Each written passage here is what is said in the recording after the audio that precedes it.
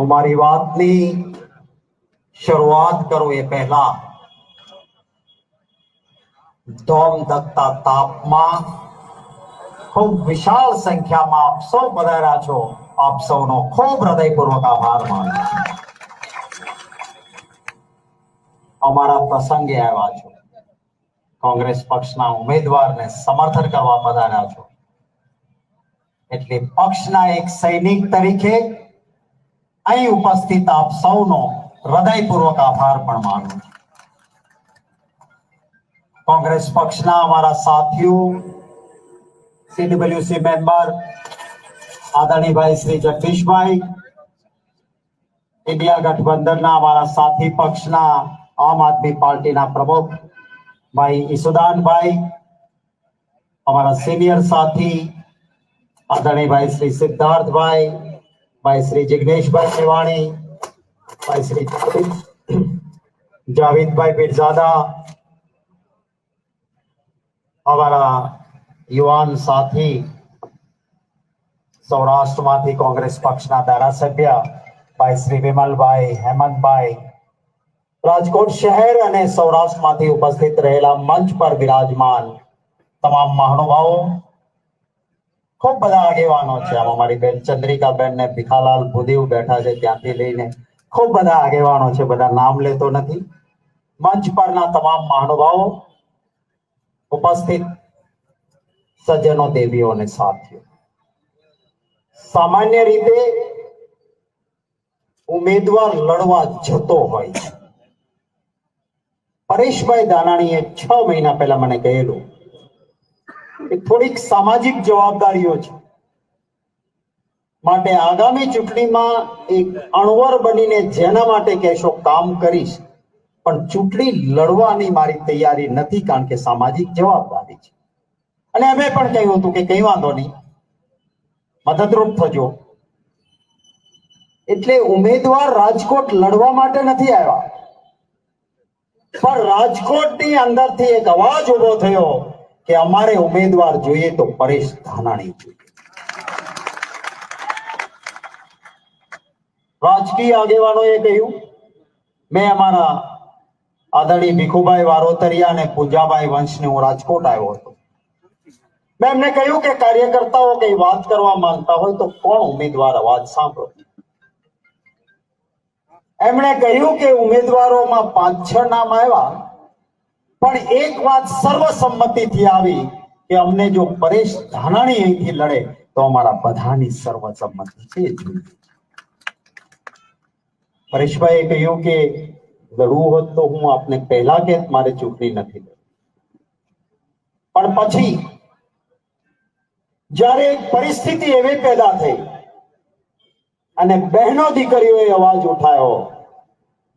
આપણા સૌરાષ્ટ્રના કેટલાક રિવાજો પણ જુદી જુદી જ્ઞાતિના બહુ સરસ છે.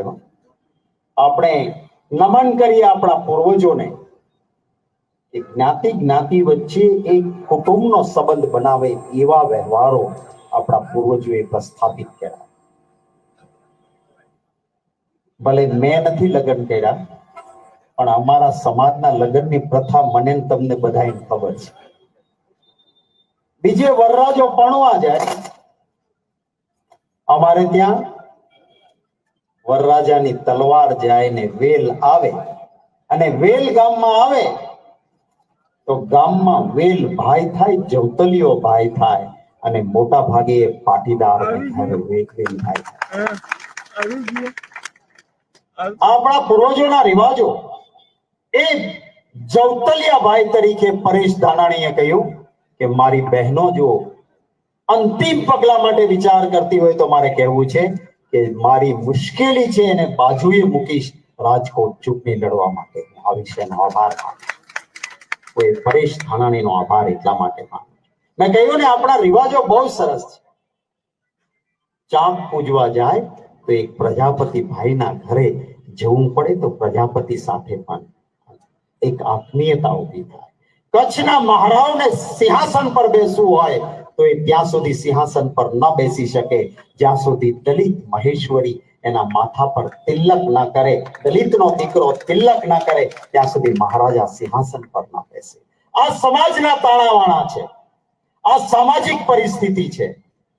દરેક સમાજ સાથે કઈ ને કઈ ગામડામાં જ્ઞાતિઓ જોડાય એ આપણા પૂર્વજોએ આપેલો સિદ્ધાંત છે. અને બીજી તરફ અને દુઃખ સાથે કહેવું પડે છે કે ભારતીય જનતા પાર્ટીએ આ તાણાવાણાને તોડવાનો પ્રયત્ન કર્યો છે. આનો મરે તોય ભલે ને આનો મરે તોય ભલે, મારા મતનું તરફાણું ભરે, આ રાજનીતિ ન હોઈ શકે. મારે કેવું છે ભારતીય જનતા પાર્ટીને કે સત્તા એ આખરી લક્ષ્ય ન હોવું જોઈએ. હું યાદ કરીશ અને ભાજપના મિત્રોને પણ કહું છું, અરે રાજકારણમાં પડેલા દરેકને કહું છું, એક ઉત્તમ વિષ્ટિકાર તરીકે વિદુરજી ગયા હતા અને વિદુરજીએ વિષ્ટિ કરી હતી ને ત્યારે કેટલીક વાતો કરી હતી, એને સૌએ યાદ રાખવી જોઈએ. એ વિદુરજીએ કહ્યું હતું કે સત્તાધીશ કે રાજનેતા, સત્તાધીશ કે રાજનેતા, એનું આખરી લક્ષ્ય સત્તા ન હોઈ શકે. એનું આખરી લક્ષ્ય સત્તા ન હોઈ શકે. વિદુરજીએ કહેલું હતું કે રાજનેતા કે સત્તાધીશ એ સત્તા લક્ષી નહીં, સિદ્ધાંત લક્ષી હોવો જોઈએ. વિદુરજીએ કહ્યું હતું ત્યારે એક વિષ્ટિકાર તરીકે કે રાજનેતાએ ખ્યાલ રાખવો જોઈએ ગુનો કરનાર કોણ છે ન જોવાય. ગુનો કરનાર કોણ છે ન જોવાય, એને બચાવવાની કોશિશ ન થાય. રાજનેતાએ કે સત્તાધીશે કોઈના વકીલ ન બનાય, એને તો ન્યાયાધીશ બનવું પડે. એ વિદુરજીના શબ્દો હતા કે ગુનો કરનાર સગો ભાઈ પણ હોય તો સહેજ પણ શરમ રાખ્યા વગર એના સામે પગલા ભરવા જોઈએ. કઈશ ભારતીય જનતા પાર્ટીને તમે તો શાસ્ત્રોની વાત કરો છો, હિન્દુ સમાજની વાત કરો છો, એક વખત તમે વિદુરજીને ન વાંચ્યા? તમને વિદુરજીના એ શબ્દો યાદ ના આવ્યા? એ વિદુરજીના શબ્દોને કેમ તમે યાદ ન કર્યા? એક વ્યક્તિ કોઈ એક કોમનું અપમાન નહોતું, મારા દેશની તમામ બહેનો દીકરીઓનું અપમાન. જ્યારે એ વ્યક્તિથી એ શબ્દો બોલાયા, એક ઝાટકે એમની ટિકિટ કાપવી જોઈતી હતી અને માફી માંગવા માટે કોઈ ભાજપના નેતાના ઘરે જવાના બદલે સમાજની વચ્ચે આવીને માફી માંગી. અને કોઈ પણ વ્યક્તિ ભૂલ કરે, અંતરાત્માથી પસ્તાવા સાથે માફી માંગે તો ક્ષમા વિરસ્ય ભૂષણમ, એને ક્ષમા જરૂર મળે. પણ ભૂલ ના કરે, ગુનો કરે અને માફી દિલથી ન માંગે, પણ એમ કહે કે હું તો છે ને કોઈ દી માફી માંગતો નથી, પણ મારા પક્ષને નુકસાન થાય છે ને એટલે હું માફી માંગુ છું. શું આને માફી કહેવાય ખરી? અને જ્યારે આ માફી માંગવાની વાત કરે ત્યારે જે દલિત સમાજે પ્રેમથી એમના ભજનમાં બોલાવ્યા હતા, એ સમાજ માટે એમ કહેવું કે જ્યાં ગયો તો ને એ તો નકામો કાર્યક્રમ હતો, એ તો કોઈ કામનો નહોતો, આમ કરીને દલિત સમાજનું અપમાન કરવું આ એક અહંકાર.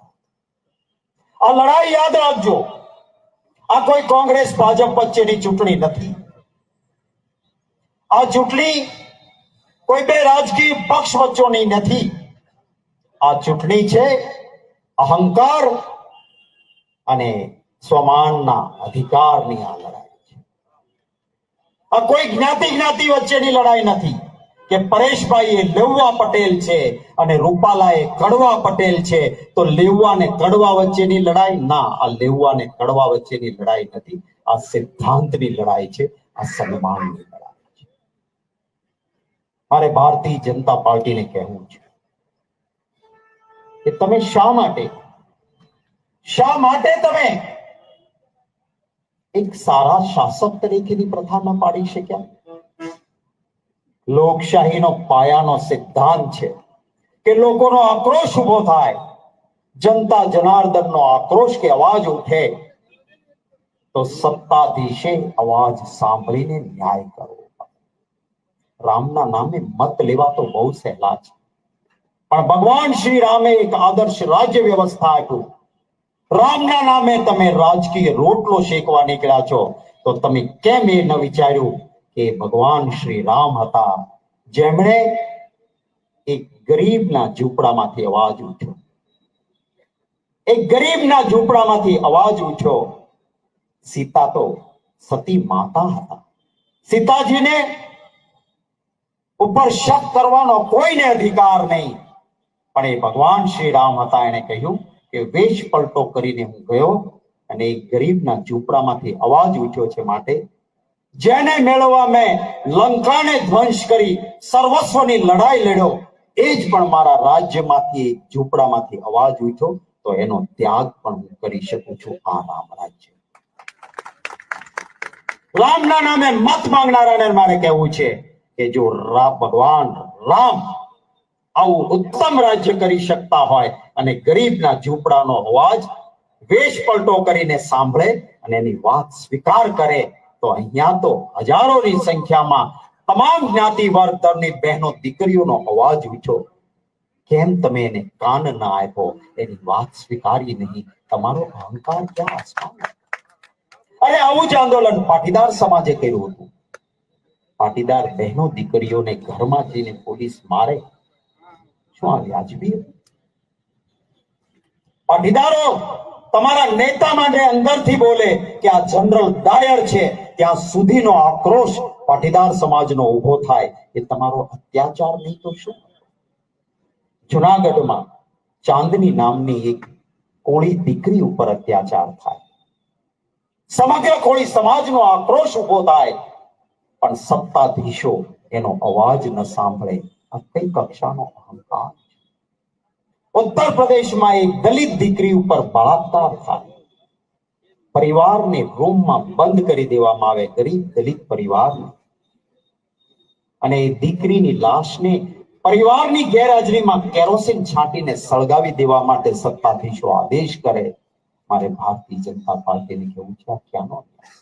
અને મારા ભાવનગર જિલ્લામાં પાલીતાણા પાસે કોળી સમાજના ભાઈઓ જઈને કહ્યું, મારી પાસે પણ આવ્યા કે એક શિક્ષણની સંસ્થામાં અમારી કોળીની દીકરી કહે છે કે ડૂબીને અકસ્માતે મરી ગઈ, પાણીની ટાંકીમાં પડીને.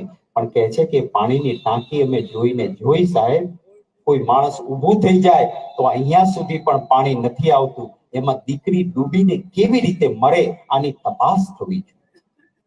સત્તાધીશો તપાસ ના કરે, કારણ કે ભારતીય જનતા પાર્ટીના કેન્દ્રમાં બેઠેલા એક નેતા એ સંસ્થા સાથે જોડાયેલા છે, માટે ના કર્યા. કેવા પ્રતાપ!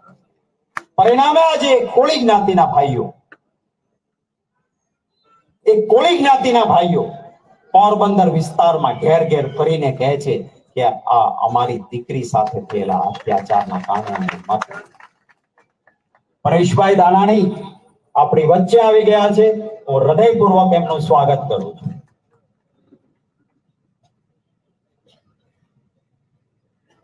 મારે આપને એક બે વાત કરીને મારી વાત પૂરી કરવી છે. સાક્ષી મલ્લિક એક ખેડૂત હિન્દુની દીકરી,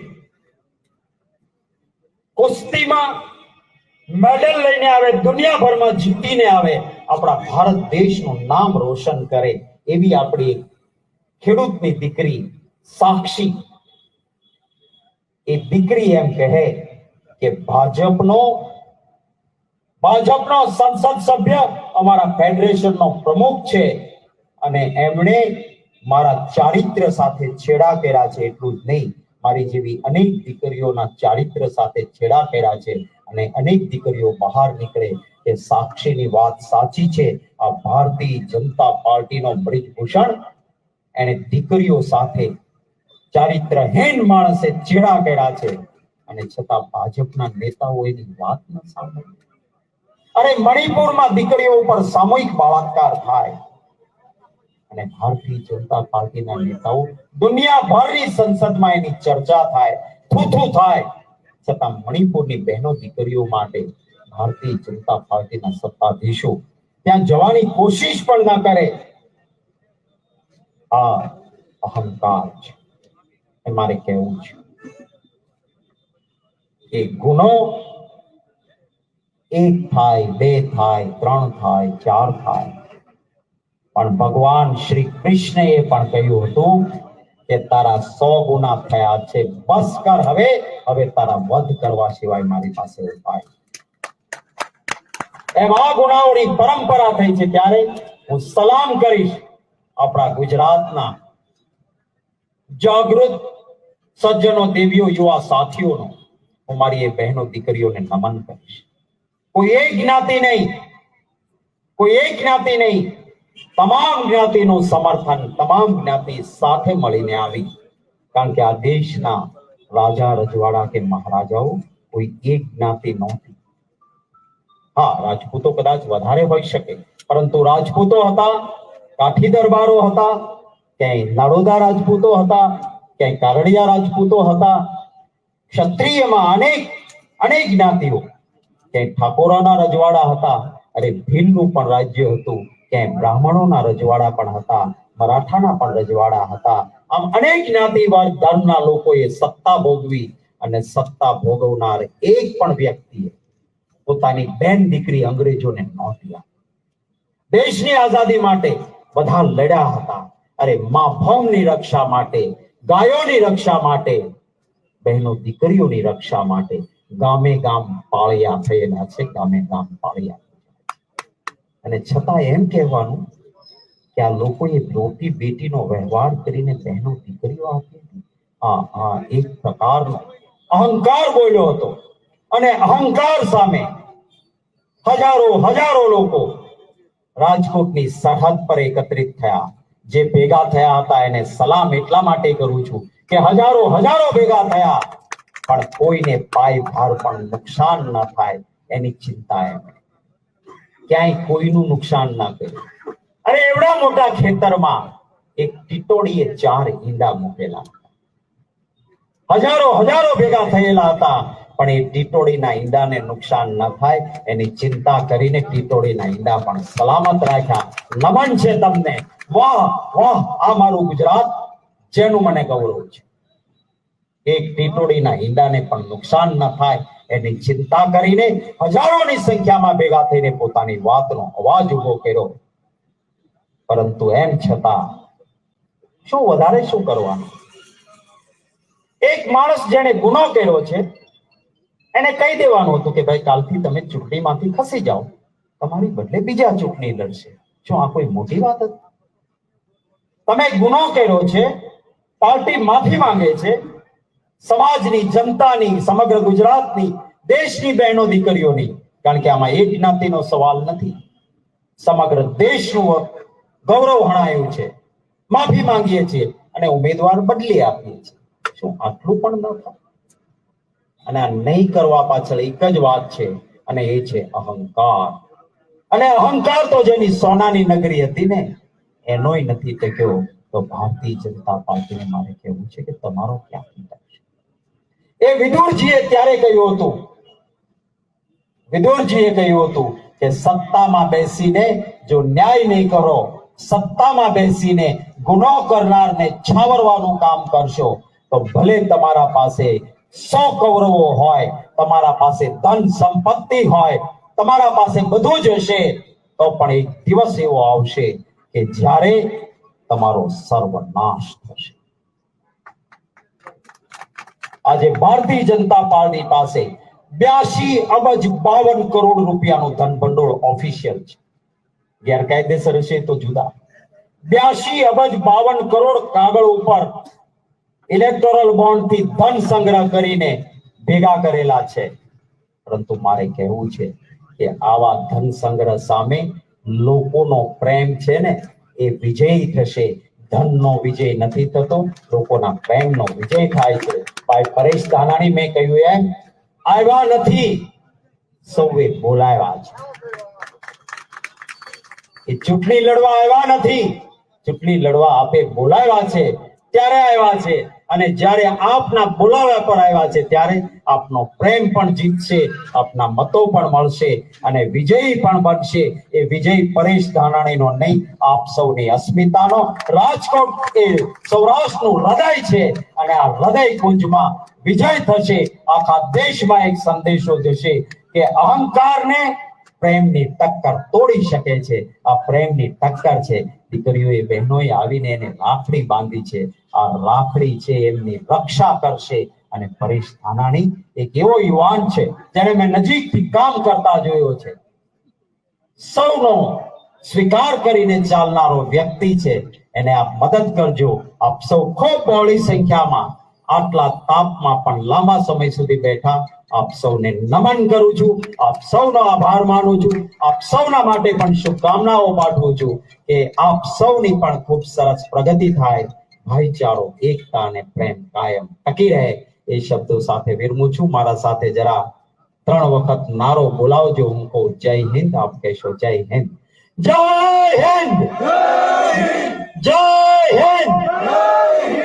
હું કહીશ જીતેગા ભાઈ જીતેગા, પરેશ ધાનાણી જીતેગા. જીતેગા ભાઈ જીતેગા.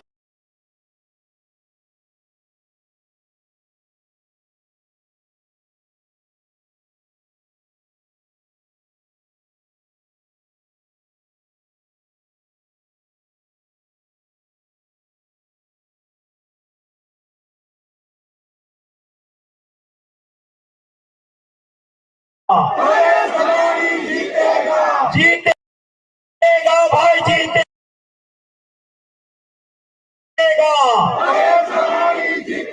खूब खूब आभार, धन्यवाद, थैंक यू.